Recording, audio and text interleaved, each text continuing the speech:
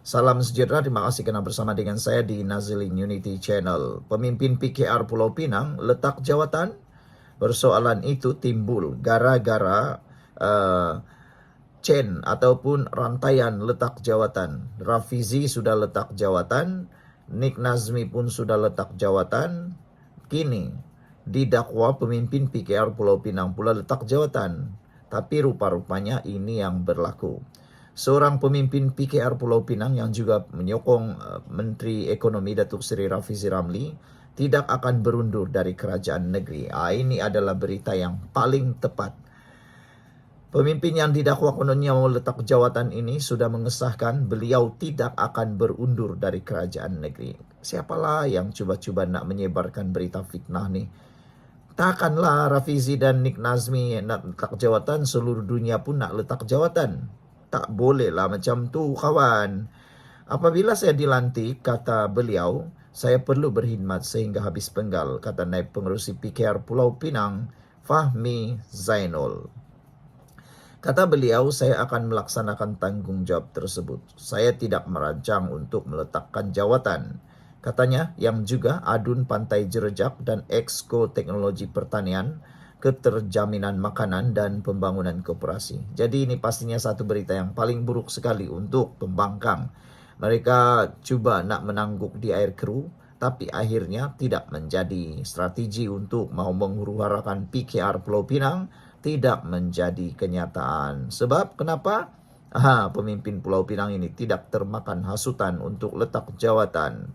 Fahmi yang merupakan salah seorang daripada 2 exco dari PKR telah tewas di dalam pemilihan peringkat cabang, lapor FMT. Semalam, Rafizi dan Menteri Sumber Asli dan Kelestarian Alam Nik Nazmi Nik Ahmad telah meletakkan jawatan susulan kegagalan mereka mengekalkan jawatan timbalan Presiden dan Naib Presiden. Nik Nazmi juga gagal mengekalkan jawatan Ketua Cabang PKR Setiawangsa.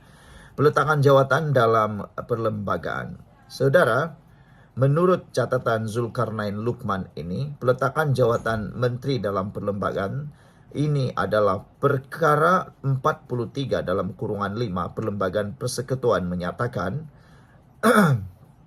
tertakluk kepada pasal 4. Menteri-menteri selain Perdana Menteri hendaklah memegang jawatan selama diperkenankan oleh Yang di-Pertuan Agong, melainkan jika pelantikan mana-mana menteri telah dibatalkan oleh Yang di-Pertuan Agong atas nasihat Perdana Menteri, tetapi mana-mana menteri boleh meletakkan jawatannya.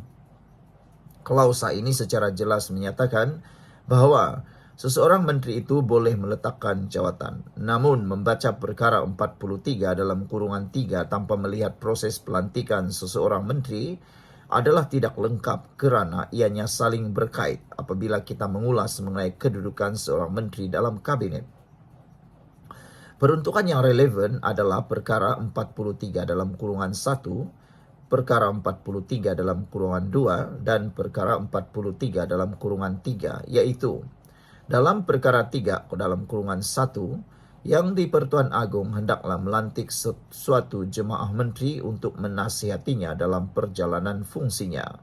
Dalam perkara 43 dalam kurungan 2 pula, jemaah menteri hendaklah dilantik seperti yang berikut, iaitu dalam kurungan E dan dalam kurungan B, atas nasihat Perdana Menteri Yang di-Pertuan Agong, hendaklah melantik menteri-menteri lain daripada kalangan ahli mana-mana satu majlis parlimen. Dalam kurungan 4, dalam perkara 43 dalam kurungan 3, jemaah menteri hendaklah bertanggungjawab secara bersama kepada parlimen. Prinsip yang berkait rapat dengan seorang menteri adalah kebertanggungjawaban bersama. Yang kedua, kebertanggungjawaban terhadap kementeriannya. Yang ketiga, menteri dilantik oleh Yang di-Pertuan Agong atas nasihat Perdana Menteri. Keempat, menteri boleh meletakkan jawatan. Kelima, menteri boleh digugurkan daripada jawatannya oleh Perdana Menteri yang akan menasihati Yang di-Pertuan Agong. Dalam sejarah Kabinet Malaysia, peletakan jawatan sebagai menteri ini berlaku beberapa kali, antaranya Datuk Mokhtar Hashim sebab pertuduhan membunuh, Datuk Seri Chua Say Lek sebab video dengan wanita, Tun Musa Hitam percanggahan pendapat dengan Perdana Menteri, Dr. Mazli Malik, arahan Perdana Menteri Tun Daim Zainuddin setelah ekonomi pulih dan tumpu perniagaan. Pokoknya, meletakkan jawatan ini adalah hak seorang menteri.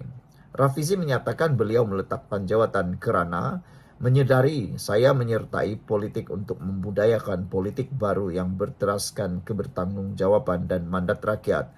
Kekalahan saya dalam pemilihan PKR baru-baru ini bermakna saya tidak lagi mempunyai mandat dari parti saya untuk menerjemahkan agenda parti yang digagaskan oleh PKR menjadi program kerajaan. Seperti mana amalan-amalan di negara yang menitikan prinsip demokrasi, pemimpin yang kalah dalam pemilihan parti memberi laluan kepada pemimpin yang menang mengambil tempat dalam kerajaan. Katanya, isu mengenai peletakan jawatan Rafizi bukanlah kerana dia meletakkan jawatan. Meletakkan jawatan sebagai menteri adalah hak perlembagaan yang diberikan kepada seorang menteri. Isunya adalah alasan yang digunakan untuk Rafizi meletakkan jawatan. Sebagaimana yang dijelaskan di atas dalam prinsip kabinet, menteri itu dilantik oleh Yang di-Pertuan Agong atas nasihat Perdana Menteri dan seorang menteri itu memegang jawatan itu atas perkenan Yang di-Pertuan Agong. Perkenan Yang di-Pertuan Agong itu adalah kebersamaan dengan nasihat Perdana Menteri. Jika Perdana Menteri itu sudah tidak menyukai dia sebagai menteri, Perdana Menteri boleh memberikan nasihat kepada Yang di-Pertuan Agong untuk melucutkan jawatan menteri tersebut. Keduanya, jika menteri itu bertelaga secara prinsip dengan Perdana Menteri mengenai suatu benda yang dasar dan ingin menyanggah Perdana Menteri atau kabinet, maka beliau selayaknya meletakkan jawatan terlebih dahulu. Ini yang dimaksudkan dengan collective responsibility. Ketiganya, jika dia gagal untuk melakukan tugasnya sebagai menteri, contohnya jika berlaku penyelewengan dalam memasukkan data dalam DOSM yang bertujuan untuk menyeleweng atau menyembunyikan fakta statistik sebenar negara, maka dia perlu meletakkan jawatan. Ini yang dimaksudkan dengan ministerial responsibility. Alasan Rafizi meletakkan jawatan adalah kerana kekalahannya dalam pemilihan PKR dan dia berasa dia tiada lagi mandat daripada parti PKR untuk menjadi menteri. Dalam bahasa yang mudah difahami adalah bahawa Rafizi berasa malu hendak jadi menteri dalam keadaan dia kalah pertandingan parti dan dia rasa jawatannya itu patut diberikan kepada yang menang. Dia juga menyatakan inilah amalan di negara yang mementingkan prinsip demokrasi. Alasan ini yang agak tidak logik walaupun ramai kalangan penyokong Rafizi merasakan bahawa Rafizi seorang yang bermaruah, berprinsip dan mempunyai accountability. Alasan ini adalah tidak berperlembagaan dan tidak menurut norma yang sepatutnya. Mengikut acuan Perlembagaan Persekutuan, jika benar pun di negara luar ada pemimpin yang meletakkan jawatan sebagai menteri kerana kalah dalam pertandingan pemilihan parti, ianya bukanlah acuan yang sesuai untuk dijadikan teladan kerana Malaysia mempunyai prinsip perlembagaan yang sendiri dan mempunyai norma amalannya yang berbeza. Prinsip kabinet yang menjadi amalan Perlembagaan Persekutuan itu patut didahulukan oleh Rafizi, iaitu prinsip collective responsibility dan ministerial responsibility. Dalam keadaan Rafizi sendiri mengakui telah mendraftkan RMK 13, sepatutnya beliau tidak meletakkan jawatan terlebih dahulu sehingga beliau pasti RMK 13 itu berjalan seperti yang dirancang. Prinsip kabinet yang lain adalah bahawa menteri itu memegang jawatan atas kehendak Perdana Menteri yang memberikan nasihat kepada Yang di-Pertuan Agong. Menteri juga boleh digugurkan dengan kehendak Perdana Menteri yang memberikan nasihat kepada Yang di-Pertuan Agong. Saudara, dalam kes Datuk Seri Anwar Ibrahim lawan Perdana Menteri Malaysia dan ANOR pada dalam kurungan 2010, 1MLRA 386, Mahkamah Persekutuan memutuskan bahawa ada huraiannya cukup panjang. Oleh itu, jika Rafizi ingin meletakkan jawatan atas alasan dia tidak lagi sebulu atau sependapat dengan Perdana Menteri, maka itu adalah alasan yang selari dengan prinsip kabinet. Namun, alasan Rafizi meletakkan jawatan kerana kalah pemilihan parti dan ingin beri ruang kepada pemimpin yang baru, ini adalah alasan yang tidak menepati perlembagaan. Malah, alasan ini juga tidak menepati kehendak perlembagaan parti PKR itu sendiri. Ini kerana keputusan itu adalah untuk memilih seorang timbalan presiden dan bukannya memilih seorang menteri. Keputusan parti itu hanya berlaku jika diputuskan dalam mesyuarat Majlis Pimpinan Pusat MPP bahawa Rafizi perlu meletakkan jawatan dan melalui keputusan itu, Presiden PKR yang juga Perdana Menteri boleh meminta Rafizi meletakkan jawatan. Sehingga kini, tiada apa-apa kenyataan rasmi daripada MPP yang menyatakan bahawa Rafizi perlu meletakkan jawatan.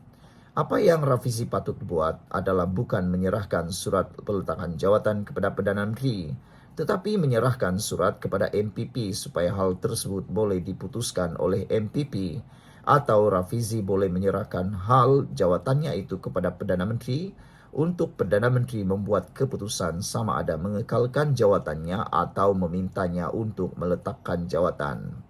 Sebagai seorang ahli parlimen yang menggubal undang-undang, prinsip dan pendirian yang kita ambil seharusnya selari dengan undang-undang perlembagaan. Bertindak di luar kerangka perlembagaan akan mewujudkan rasa canggung dan akhirnya sifat kecanggungan itu akan direkodkan dalam sejarah yang akan dibaca oleh generasi akan datang. Zulkarnain Luqman ialah pengerusi Kanun Amanah. Sekian dulu untuk kali ini. Jangan lupa tinggalkan komen anda. Salam sejahtera. Adakah Papagomo akan disaman 1 bilion?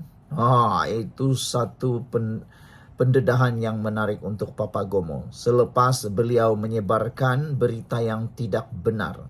Meskipun dia kata breaking news, ahli parlimen PKR dikabarkan menarik sokongan kepada Anwar Ibrahim selaku Perdana Menteri. Dia kata dalam tulisan ini, yang tersebar ini dikabarkan telah menarik sokongan. Ini bohong. Perkataan telah itu adalah perkataan yang benar sudah berlaku. Jadi ini satu fitnah yang memang tak boleh kita terima sama sekali. Akhirnya Papagomo terpaksa jilat ludah sendiri, meludah di muka sendiri. Lebih kurang macam itulah. Papagomo ni kadang-kadang kita terfikir juga kan dia ni memang berani punya orang lah. Kita pujilah, kita mau puji dia sikit lah. Berani punya orang tapi berani di tempat yang tak betul. Memfitnah dia berani. Menyebarkan berita tak betul dia berani. Tapi yang benda lain entahlah. Kalau betul dia berani. Ini satu cabaran kepada Papagomo. Kalau betul-betul lah dia berani, pergilah. Pergi bertanding pilihan raya. Ambillah mana-mana kawasan pilihan raya. Yang aku hairan Perikatan Nasional tidak pula melantik Papagomo sebagai calon pilihan raya. Kenapa tidak lantik Papagomo? Lantiklah dia atau calonkan dia. Paling syok sekali kita nak tengok. Benarkah Papagomo tu lebih hebat daripada Perdana Menteri Anwar Ibrahim? Kalau boleh, pergilah hantar Papagomo bertanding dalam pilihan raya di Tambun. Lawanlah dengan Anwar Ibrahim. Kita nak tengok berapa ribu undi yang boleh diterima oleh Papagomo. Ataupun silap-silap hari bulan, Papagomo hanya menggunakan fakta-fakta yang hanya bersifat fitnah. Akhirnya belum sempat menang dah masuk dalam penjara. Itulah yang mungkin akan berlaku. Hari ini disahkan ludah kena di muka Papagomo apabila Menteri Sains Teknologi dan Inovasi Chang Li Kang merangkap naib Presiden PKR dan ahli Parlimen Tanjung Malim menyifatkan dakwaan 11 ahli Parlimen PKR akan berpaling tada sebagai mengarut. Dia kata ini mengarut Rafizi dan Nik Nazmi letak jawatan kabinet untuk menjaga adab dan semangat demokrasi. Yang lain tak perlu nak menangguk di air keruh. Nokta, ujarnya dalam satu mesej WhatsApp. Inilah kan orang nak ambil peluang, terutamanya Papagomo. Seazri itulah dia mengambil peluang dalam keadaan yang terbuka ini. Berhabislah dia pergi pukul bola tanggung. Tapi dia lupa bahawa dia sekarang ini pun dalam masalah besar. Perbicaraan-perbicaraan berkaitan dengan fitnah-fitnah tertentu. Saudara, ia ikoran senarai 11 ahli parlemen tersebut yang tular semalam. Senarai tersebut juga adalah palsu. Kesemua 11 yang dinamakan juga adalah penyokong Datuk Seri Rafizi Ramli. Senarai 11 ahli parlemen tersebut adalah seperti berikut. Datuk Seri Rafizi, Nik Nazmi, Chang Li Kang, Tan Kar Hing, Akmal Nasrullah, Wong Chen, Zahir Hassan, Said Ibrahim Sedno, Lee Chian Chung, On Abu Bakar, Menteri Besar Negeri Sembilan Datuk Seri Aminuddin Harun, Naib Ketua Bersatu Datuk Sri Sanjeevan enggan mengulas berkenaan senarai ahli parlimen PKR palsu yang dikatakan telah menarik sokongan mereka kepada ahli Perdana Menteri Anwar Ibrahim. Mengapa buang masa mengulas perkara ini sedangkan senarai tersebut palsu, katanya. Timbalan Presiden MIPP S. Subramaniam bagaimanapun percaya bahwa senarai tersebut adalah benar. Aduh, Subramaniam ni macam mana lah dia boleh percaya kepada orang yang menyebarkan berita palsu ni? Macam mana dia boleh percaya dengan Papa Gomo ni? Senarai tersebut ialah benar, tapi PN tidak terlibat dalam perkara ini, katanya. Ini hal dalaman PKR. Mereka mahu menarik diri kerana memperoleh kerusi mereka. Ehsan daripada Rafizi, katanya lagi. Okeylah. Jadi, itulah kesian Papa Gomo, terluda di muka sendiri, kena muka sendiri, kedapatan membohong, kedapatan memfitnah. Jadi, adakah 12 ahli parlimen ini akan menyaman Rafizi? Kita tengoklah nanti. Jumpa lagi. Salam sejahtera, terima kasih kerana bersama dengan saya di Nazilin Unity Channel. Baiklah, saudara, ini satu kejutan paling hebat yang berlaku dalam PKR. Rupa-rupanya, berita baiknya ialah Nik Nazmi menyatakan mereka hanya berundur dari kabinet, bukan PKR. Padan mukalah mereka yang selama ini cuba nak menghancurkan PKR, yang cuba nak mahu memporak-porandakan PKR. Akhirnya jawapan kepada persoalan besar sama ada tim Rafizi Ramli akan berundur daripada PKR atau tidak, terjawab sudah. Disahkan oleh Nik Nazmi bahawa mereka hanya berundur dari kabinet, bukan PKR. Mereka menyatakan bahawa mereka tidak akan sekali-kali mengkhianati perjuangan PKR. Saudara, para pemimpin PKR bukan seperti pemimpin-pemimpin yang lain kini. Semua yang tidak berguna, yang suka mengkhianat sudah pun keluar daripada PKR. Seperti Zuraida Kamarudin, Azmin Ali dan banyak lagi lah pemimpin-pemimpin PKR yang kurang berguna itu akhirnya sudah keluar daripada PKR. Jadi yang tertinggal sekarang dalam PKR ialah orang-orang yang kental. Walaupun kalah, mereka tetap bersama PKR. Cuma mereka mengamalkan prinsip, yaitu kalau kalah, letak jawatan. Nik Nazmi kata mereka hanya berundur dari kabinet, bukan PKR. Ini satu berita baik untuk Anwar Ibrahim, Rafizi Ramli dan Nurul Izzah Anwar. Nik Nazmi Nik Ahmad yang telah mengumumkan peletakan jawatannya semalam bersekali dengan Menteri Ekonomi Datuk Seri Rafizi Ramli telah pun menegaskan bahawa mereka hanya berundur dari kabinet dan tidak sama sekali akan berundur dari PKR. Ini barulah anak jantan. Ini barulah penjunjung prinsip perjuangan PKR yang sebenar. Mereka tidak akan sesekali berundur daripada PKR. Ini yang terbaik. Kami letak jawatan. Kami tak akan hianati parti, kata beliau menerusi X. Jadi selepas ini, Papa Gomo jangan sibuk-sibuk lagi nak memfitnah, menyebarkan berita yang tidak baik. Kononnya Nik Nazmi, Rafizi Ramli dan 11 lagi pemimpin PKR nak keluar parti. Itu semua bohong belaka. Orangnya Nik Nazmi sudah pun menyatakan kebenaran. Kenapa pula Papa Gomo yang kamu percaya? Sedangkan Papa Gomo sudah terbukti beberapa kali memfitnah, kalah saman fitnah. Tapi masih juga tak serik-serik. Entahlah apa hukuman yang patut diberi kepada Papa Gomo, barulah dia berhenti memfitnah. Ahli Parlimen Setiawangsa tersebut meletakkan jawatan sebagai Menteri Sumber Asli dan Kelestarian Alam berikutan kegagalan beliau untuk mempertahankan jawatan Naib Presiden PKR. Nick Nazmi dan Rafizi kini sedang bercuti sehingga tarik kuat kuasa peletakan jawatan mereka. Penegasan yang dibuat oleh Nick Nazmi juga sekaligus meniadakan dakwaan palsu bahawa beliau dan 11 ahli parlimen lain akan menarik sokongan mereka kepada Perdana Menteri Datuk Seri Anwar Ibrahim. Nick Nazmi bercuti hingga 3 Julai. Peletakan jawatannya berkuat kuasa pada 4 Julai. Saudara-saudara sekalian, dakwaan 11 ahli parlimen berpaling tadah itu mengarut. Rafizi, Nick Nazmi letak jawatan kerana jaga adab. Jadi sekarang ini kita pun tak tahulah adakah Papa Gomo rasa malu ataupun biasalah Papa Gomo ni kadang-kadang macam tak pernah rasa malu lah kan. Yang dia tahu sebar saja dan sebar saja. Yang kesiannya tu ialah orang yang menikmati fitnah-fitnah tersebut. Maci-maci, paci-paci, datuk-datuk, nenek-nenek, semua pula yang akan terpalit menikmati bersama fitnah yang ditabur itu. Jadi sekian dulu, disahkan bahawa 11 ahli parlimen yang didakwa mahu berpaling tadah menyokong atau menarik sokongan terhadap Anwar Ibrahim telah menyatakan bahawa mereka tidak akan berpaling tadah dan berita ini berita baik untuk Anwar Ibrahim, berita buruk untuk Papa Gomo. Papa Gomo berhentilah daripada membuat fitnah yang tidak berguna itu. Sekian dulu, kita jumpa lagi.